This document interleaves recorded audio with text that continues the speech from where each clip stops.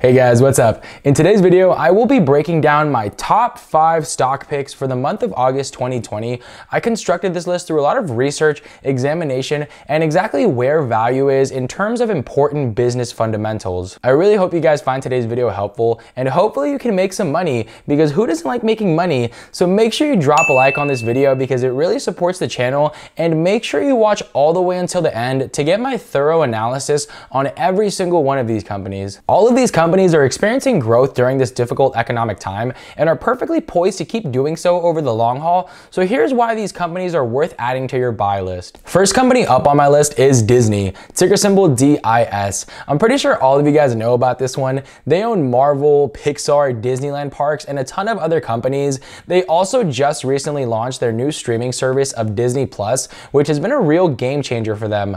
Currently, as of today, Disney stock is trading for around $116 per share. And Disney stock has taken a real big hit, just like a lot of other companies due to the pandemic, with hitting yearly lows back in March of $79. But ever since then, they've started to slowly recover and have been able to keep consistently growing. When looking at Disney's financials, they currently have a market cap of $210 billion with a pretty high PE ratio of $39. Taking a look at their price to book ratio, they currently have a PB ratio of 2.34, which means the company's current market price is 2.34 times its book value.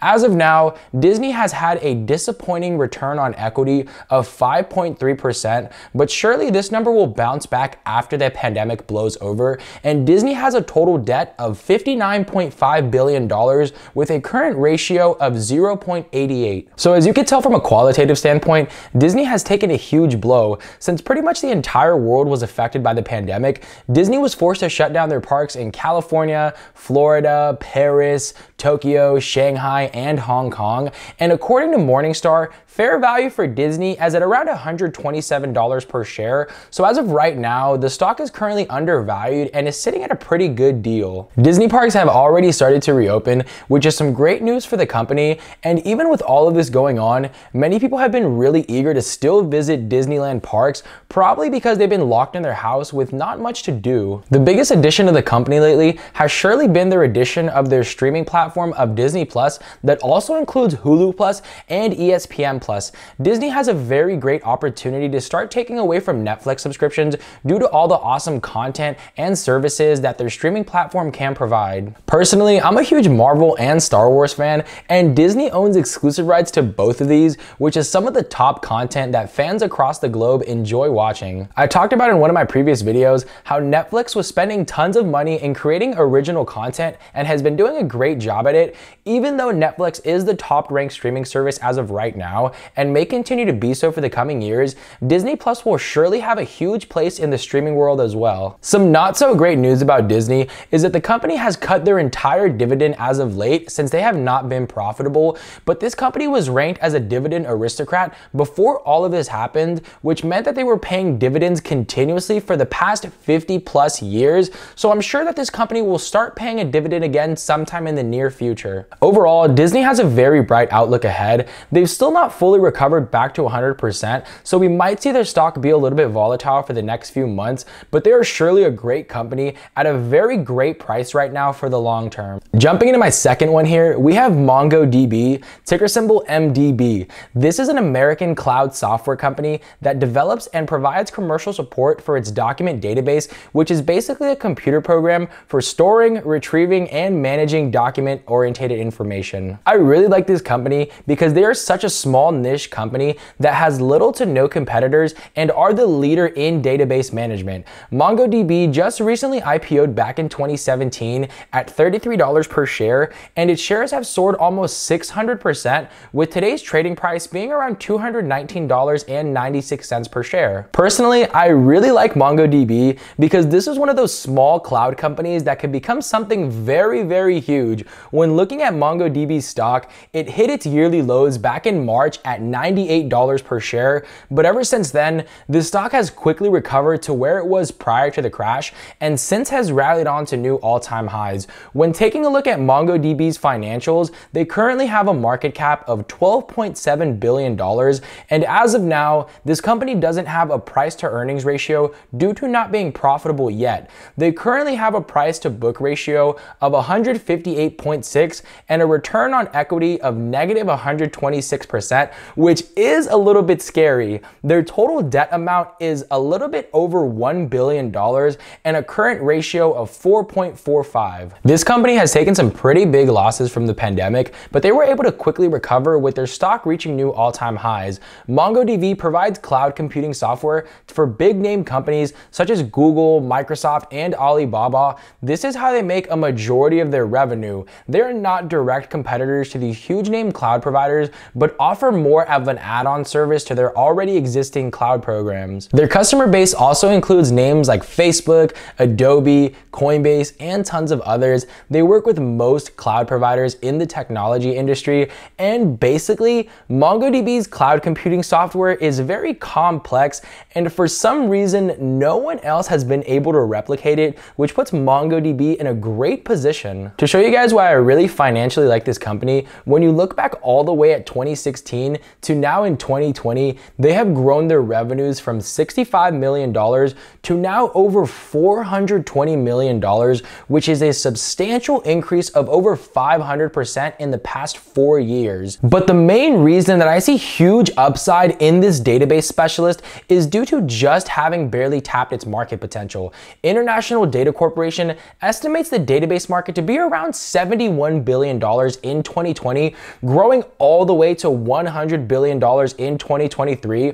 That puts its current market share at less than 1% of this year's number. So since most of the $26 billion in new market demand is going towards cloud-based applications, MongoDB has a great opportunity ahead.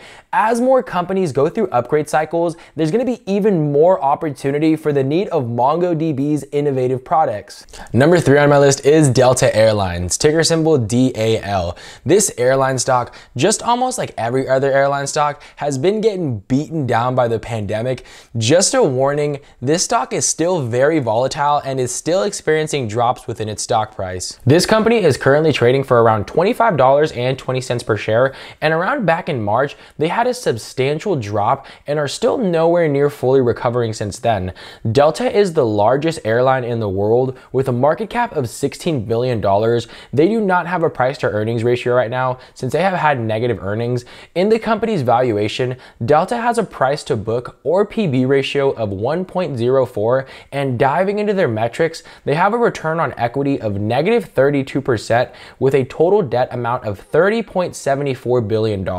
They do have a ratio of 0.93, which would probably make them one of the best choices right now in airline stocks to invest in. Morningstar has Delta right now at a fair value of $42 per share, which would place them around a pretty good deal right now. As we all know, airline stocks are taking some of the biggest, if not the biggest losses right now, and they're losing tons of money. If you're looking to invest into any airline stocks, then Delta would probably be the best choice since they are the biggest airline company in the world. People choosing to travel will hopefully get back to normal within the next few months. There's still going to be many types of common travel among families and business travel, and I'm sure once a vaccine is found or this whole illness blows over, that would definitely give a lot more people the confidence to start taking vacations or personal trips again. Once these things happen, I'm almost certain that airline stocks and especially Delta will soar in their stock prices. The most recent earnings have really shined a light on how badly airline stocks have been affected.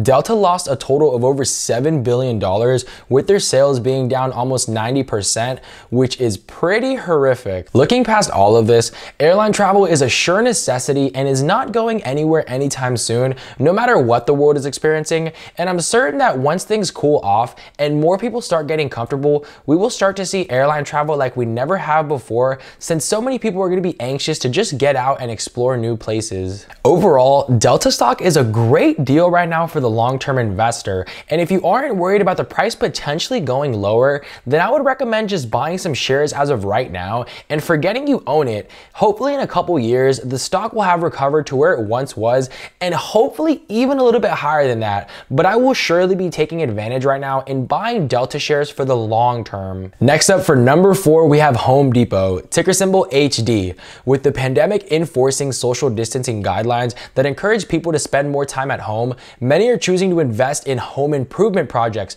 so of course this is highly beneficial for Home Depot. Looking at how this company has performed performed over the past year, Home Depot was sitting nicely at all-time highs of $247 and saw a rapid decrease all the way down to $152 per share. But since then, this stock has bounced back quickly, climbing back up to its all-time highs in just 2 months, and the stock did not stop there, continuing its rally to now Home Depot trading at $266.18 today. So first off, Home Depot is the largest home improvement retailer in the world, and it has made investors very, very happy with providing over an 800% return on its stock in the past decade. In the short term, stock prices tend to fluctuate widely based on investor mood and sentiment, but over the long term, stock prices tend to follow the underlying fundamentals of a business. And when looking at Home Depot's financials, Home Depot has a massive market cap being valued at $286.2 billion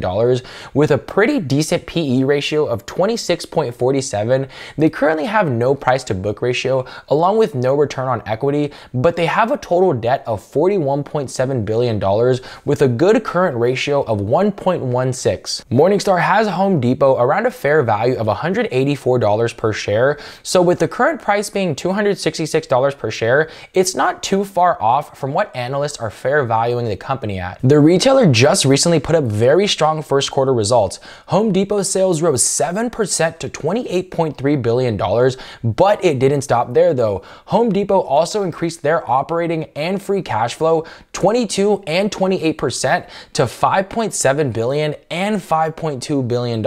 This is very, very impressive because the single most important aspect of business value is free cash flow, and this is where Home Depot really excels in, mainly due to having an impressive return on invested capital of 41% as of the first quarter of 2020. A higher return on invested capital allows a company to reinvest less back into their business to achieve a certain level of growth, which means higher cash flow. This gives Home Depot more money to pay down debt, engage in mergers, or reward their shareholders with stock buybacks and increased dividends. Home Depot is a company that has had strong cash generation that has allowed them to consistently increase its annual payout, which is their dividend to investors, for 11 consecutive years. So you must understand that cash is king, and a company with this type of consistency is surely one that you'd want to invest your money within. Investors with a long-term outlook must own companies that produce increasing cash flow year after year, because as we know, stock prices will ultimately follow. Home Depot has done just that. Warranting its current PE ratio of 27, I'd pay a little bit more for a high quality name like this, especially since management has been so generous in returning cash to shareholders. Finally, for my last pick and number 5 on this list, we have Nextera Energy, ticker symbol NEE. Nextera Energy is an electric power and energy infrastructure company. Nextera Energy is composed of 2 electric companies, which is Florida Power and Light and Gulf Power. Florida Power and Light engages in the generation and sale of electric power in Florida, and Gulf Power provides electricity from clean and renewable sources such as wind and solar power. What really sets Nextera Energy in a league of its own is the company's renewable energy assets. This company is the world's largest in sun and wind-based renewable energy,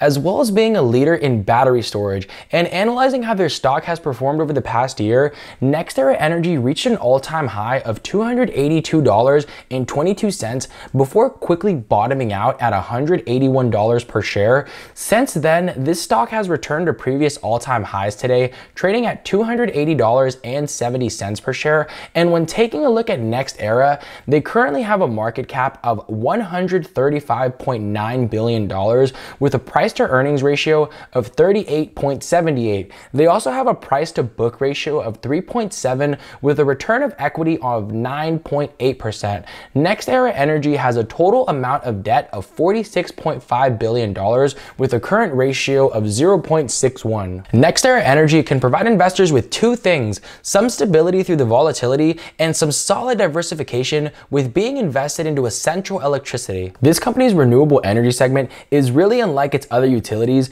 and it really helps support Nextera's estimate of 10 to 12% annual total return potential through 2022, along with earnings growth and dividends. The proof that Nextera is a standout utility company shows when comparing its earnings per share and its historical equal market cap growth against utility companies such as Consolidated Edison, Duke Energy, and Dominion Energy, which you can clearly see that Nextera Energy has really outperformed its competitors before and after the market crash. Even though Nextera has had bigger growth compared to the other utilities, this also means that Nextera Energy stock could be more affected by a next market crash in the short term, which is something you should keep in mind, but you be prepared for as any experienced investor should. This may not be the right investment decision if you're someone who's retired and you're going to be highly reliant on the high dividend yields that most utility companies are known for, because currently Nextera Energy only has a dividend yield of under 2%. But with this company having catalysts that can provide continued dividend growth, longer term investors who hold this stock should feel all right about holding it through the next market crash. Just remember, I'm not a financial advisor or a professional whatsoever. These are just my recommendations, so make sure to do your research on these companies or any company that you decide to invest in. That's gonna do it for today's video. Thank you guys so much for watching. Make sure you smash that like button for the YouTube algorithm and hit that subscribe button to see more videos like this in the future. I hope you guys have an awesome week, and I'll see you guys in the next video. Peace.